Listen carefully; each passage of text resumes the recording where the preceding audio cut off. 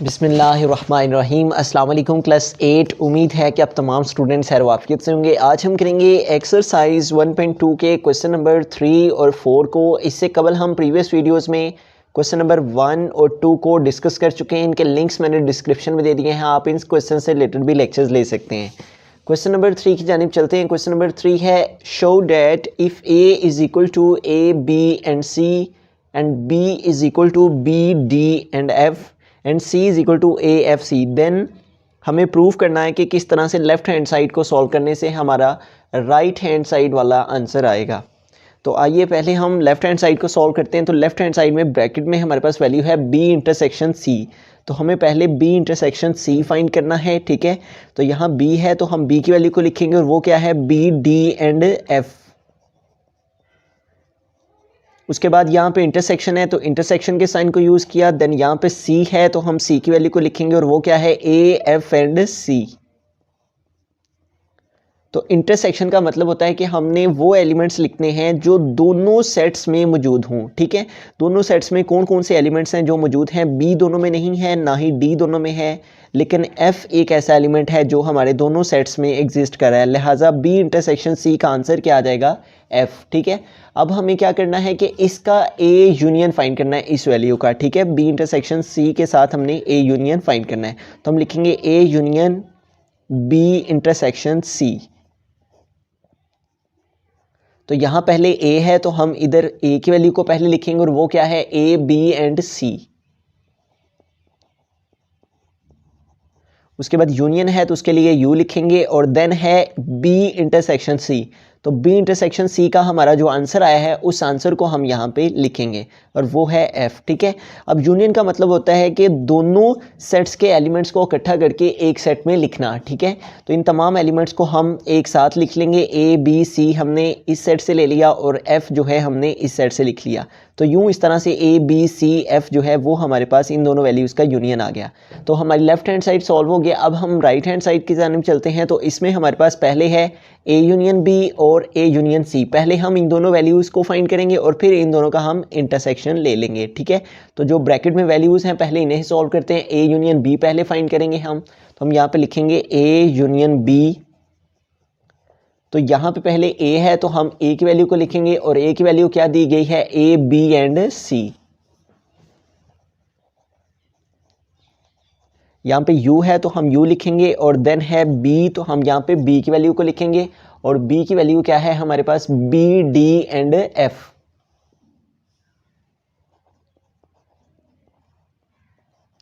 तो यूनियन में हमने क्या करना है कि दोनों सेट्स के एलिमेंट्स को इकट्ठा करके एक सेट में हमें लिखना है। तो ये सारे एलिमेंट्स हम लिख लेंगे और उसके बाद हम ये तमाम भी लिख लेंगे। b हम पहले ही लिख चुके हैं, उसके बाद हम c के बाद d लिख लेंगे और इस सेट से f लिख लेंगे।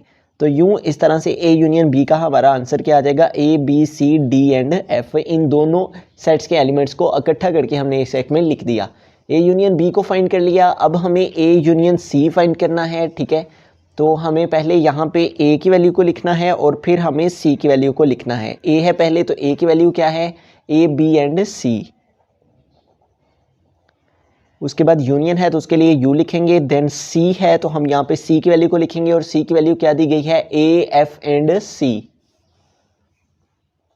a f and c।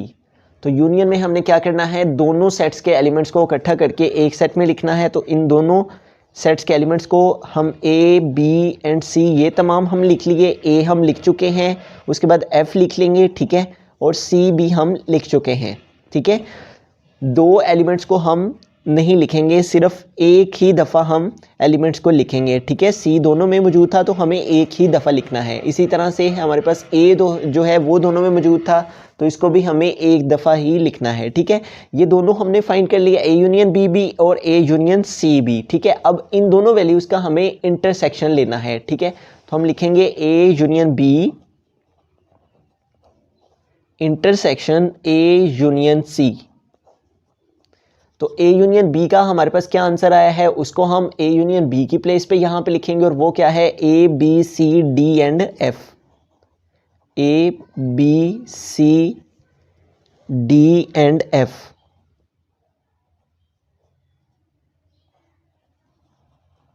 उसके बाद है इंटरसेक्शन, तो इंटरसेक्शन के साइन को यूज़ किया। उसके बाद है ए यूनियन सी, तो ए यूनियन सी का हमारा क्या आंसर आया है, A B C and F, उसको हम यहाँ पे पुट करेंगे। तो इंटरसेक्शन में हमने वो एलिमेंट्स लिखने होते हैं जो कि दोनों सेट्स में मौजूद हों। तो इन दोनों सेट्स में हमारी कौन कौन सी वैल्यूज़ हैं जो दोनों में मौजूद है, ए दोनों में मौजूद है उसको लिख लिया, बी भी दोनों में एग्जिस्ट कर रहा है उसे भी लिख लिया। उसके बाद सी जो है ये भी हमारे इंटरसेक्शन में आएगा, डी दोनों में नहीं है इसे नहीं लिखेंगे। उसके बाद देखें एफ दोनों में मौजूद है तो हम एफ लिख लेंगे।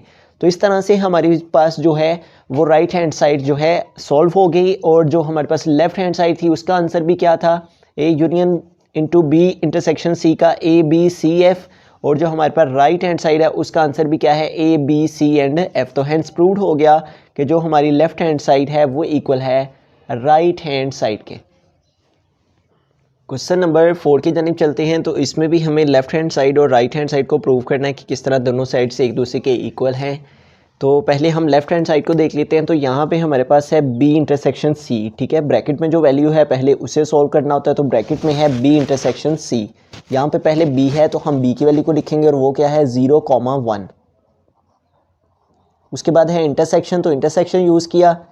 देन है सी, और सी की वैल्यू क्या है, एम्प्टी सेट। तो इन दोनों का हमें इंटरसेक्शन लेना है, ठीक है। तो इन दोनों में कोई भी ऐसा एलिमेंट, कोई भी ऐसा नंबर नहीं है जो दोनों में कॉमन हो, लिहाजा इन दोनों का जो आंसर है वो क्या आ जाएगा, एम्प्टी सेट।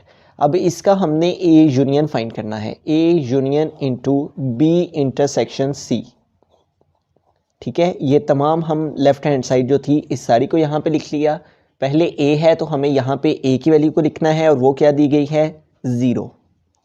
उसके बाद है यूनियन, तो हम यू लिखेंगे, और उसके बाद है बी इंटरसेक्शन सी। तो बी इंटरसेक्शन सी का जो आंसर आया है वो है एम्प्टी सेट, तो बी इंटरसेक्शन सी की प्लेस पे हम यहाँ पे उसका आंसर लिखेंगे।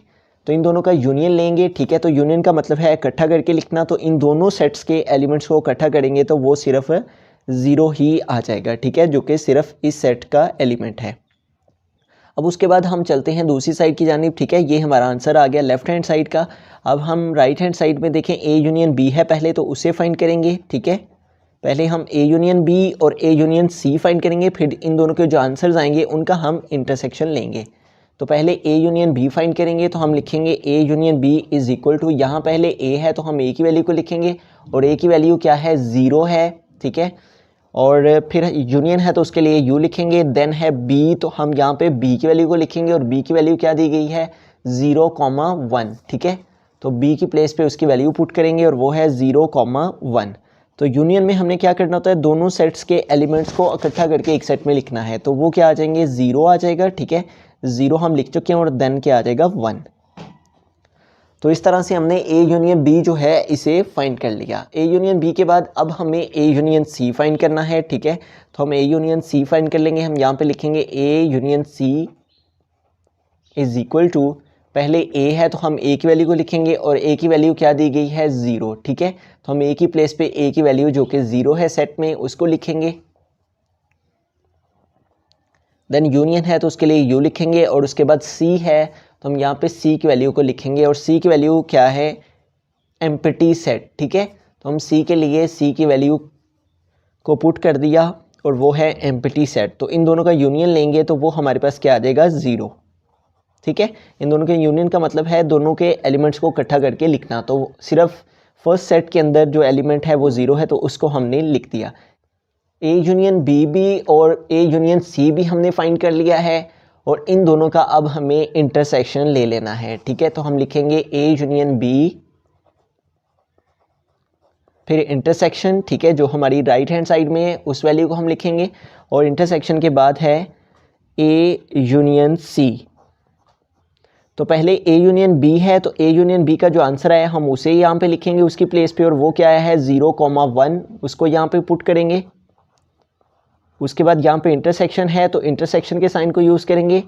देन है ए यूनियन सी, और ए यूनियन सी का आंसर क्या है 0। तो इंटरसेक्शन का क्या मतलब होता है कि हमने जो वो एलिमेंट्स लिखने हैं जो दोनों सेट्स के अंदर मौजूद हों। तो दोनों सेट्स के अंदर देखें 0 ऐसा एलिमेंट है जो कि दोनों में मौजूद है, जबकि 1 जो है वो सिर्फ इस सेट में है जबकि इस सेट में नहीं है। तो 0 जो है वो इन दोनों सेट्स का इंटरसेक्शन के तौर पे आंसर आ जाएगा। तो अब देखें हमारे पास जो लेफ्ट हैंड साइड थी वो थी A union into B intersection C, उसका आंसर भी 0 है, जबकि हमारे पास जो राइट हैंड साइड थी A union B intersection A union C, इसका आंसर भी क्या है 0। हैंड्स प्रूव्ड हो गया कि लेफ्ट हैंड साइड हमारी इक्वल है राइट हैंड साइड के।